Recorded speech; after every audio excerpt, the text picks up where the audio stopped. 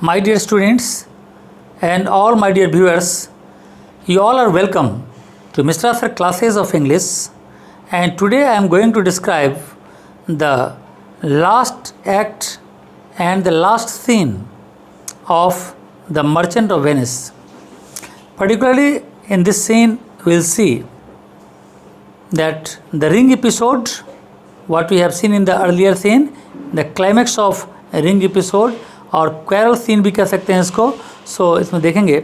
So the entire atmosphere of this scene is just peace and joy, क्योंकि ये Shakespeare का एक तरह से कॉमिकल प्ले है और इसीलिए इसका हैप्पी एंडिंग होगा.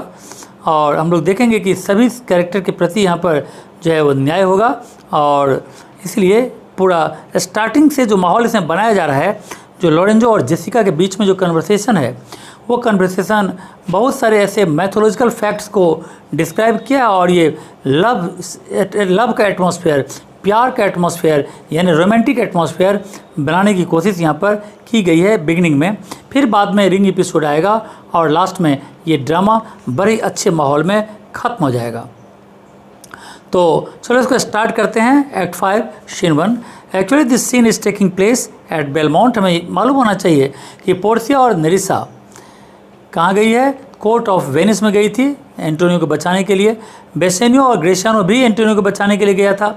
तो ये लोग सब मिल करके एंटोनियो को बचाने में तो कामयाब हो गया, शैलोक के ग्रिप से इन्हें आज़ाद तो करा लिया.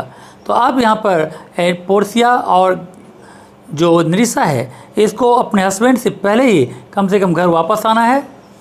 उधर बेसेनियो और ग्रेशियानो एंटोनियो को लेकर भी बेलमोंट पहुंचेगा. तो यहाँ पर सारे के सारे कैरेक्टर्स एक बार फिर से जमा होंगे. चलते हैं, सीन को स्टार्ट करते हैं. Let us go to Venice. The moon shines bright. The moon shines bright. It means the moon is shining brightly. Moon brightly shine कर रही है in such night as this. Actually Lorenzo यहाँ के atmospheric condition को यानी romantic condition को describe कर रही है. और ये कहता है लोरेंजो कि the moon shines bright means this is the night time and the moon is shining very brightly. चांदनी रात है और चांदनी रात काफ़ी अच्छी है. In such night as this when the sweet wind did gently kiss the trees. और हवा बहुत ही मंद मंद चल रही है, हवा भी चल रही है, तो बहुत ही अच्छा एटमॉस्फेयर भी है और हवा भी बहुत ही मंद मंद चल रही है. And they did make no noise. और हवा ऐसे सॉफ्टली चल रही है कि हवा तो चलती है लेकिन उसमें कोई आवाज़ नहीं होती. इन सच ए नाइट, तो ऐसे रोमांटिक नाइट में चांदनी रात है, मंद मंद हवा चल रही है, ऐसी रात में इन सच नाइट, यहाँ पर ऐसी रात में कहता है Troilus methinks mounted the Trojan walls and sighed his soul toward the Grecian tents where Cressida lay that night. इस लाइन को समझने के लिए एक्चुअली एक मैथोलॉजिकल रेफरेंस है इसका. यहाँ पर जो आया ट्वाइलस मी थिंग्स, तो ये ट्वाइलस कौन है? जब तक हम ये नहीं समझेंगे तब तक इस लाइन को हम नहीं समझ सकते. ट्वाइलस कौन था? Troilus was the son of the king of Troy. Troy के राजा का बेटा का नाम है ट्वाइलस. ट्वाइलस एक लड़की से प्यार करता था जिसका नाम था क्रेसिडा. लेकिन जब ट्रॉय के ऊपर अटैक किया गया और ट्रॉय को हरा दिया गया, ग्रीक ने ट्रॉय को हरा दिया, तो उसके सारे सोल्जर्स को भी बंदी बना लिया. तो ग्रीक ने एक शर्त रखा ट्रॉय के सामने.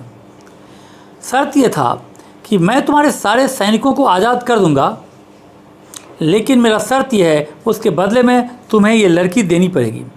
अब राजा जो था ट्रॉय का, उसके सामने ये प्रॉब्लम आ गया कि वो एक लड़की को देकर अगर सारे सोल्जर्स को बचा पाएगा, तो उसने यही डिसीजन लिया कि उस लड़की को उसे ग्रीक को सौंप दिया और अपने सारे सैनिकों को बचा लिया.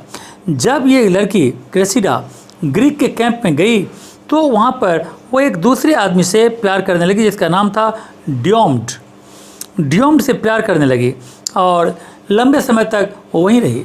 तो ऐसा देखा जाता था कि ऐसी चांदनी रात में जैसी आज की रात है, ऐसी रोमांटिक एटमॉस्फेयर में ट्वाइलस को जब अपने बिलवेड की याद आती थी तो क्या करता था, ट्रोजन वॉल पर चढ़ जाता था और ट्रोजन वॉल पर चढ़कर वो दूसरी तरफ, जिस तरफ क्रेसिडा यानी उसकी बिलवेड हुआ करती थी, उस तरफ वो झांक झांक कर देखता रहता था कि उसकी बिलवेड अभी ग्रीसियन कैंप में क्या कर रही है।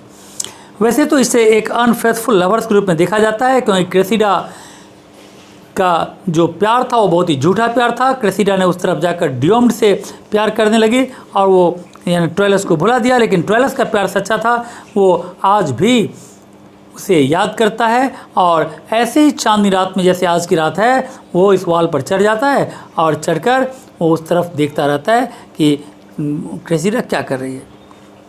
अब जरा फिर से लाइन पाते हैं, ये ट्रोइलस की कहानी है।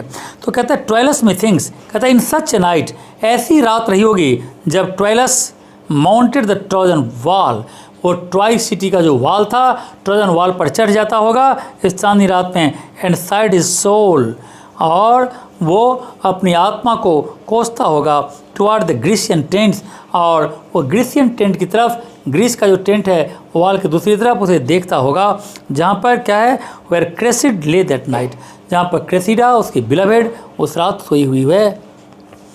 तो यहाँ पर हमने देखा कि लोरेंजो ने आज की रात का कंपैरिजन उस रात से कर दिया जिस रात में यानी ट्रोइलस अपने बिलवेड को देखने के लिए ट्रोजन वॉल पर चढ़ जाता होगा। दूसरा है, फिर जेसिका कहती है इन सच ए नाइट, ऐसी रात रही होगी जब थिस्बी fearfully overtripped the dew and saw the lion's shadow before himself and ran dismayed away। इसका भी एक मैथोलॉजिकल रेफरेंस है और सबसे पहले यहाँ पर बात करते हैं थिस्बी की। थिस्बी कौन है? थिस्बी एक्चुअली एक बेबीलोन की रहने वाली एक लड़की है। She is a Babylonian मैडन and she and her lover, वो लड़की एक लड़के से प्यार करती थी जिसका नाम था पैरामस। दोनों ने एक साथ जीने मरने की कसम खाई थी, लेकिन दोनों के प्यार को शादी में बदलने के लिए एक रुकावट था और वो था दोनों का पेरेंट्स, दोनों के फादर उसकी शादी को नहीं चाहते थे। इसीलिए दोनों का एक साथ मिलना जुलने पर पाबंदी लगा दी गई थी।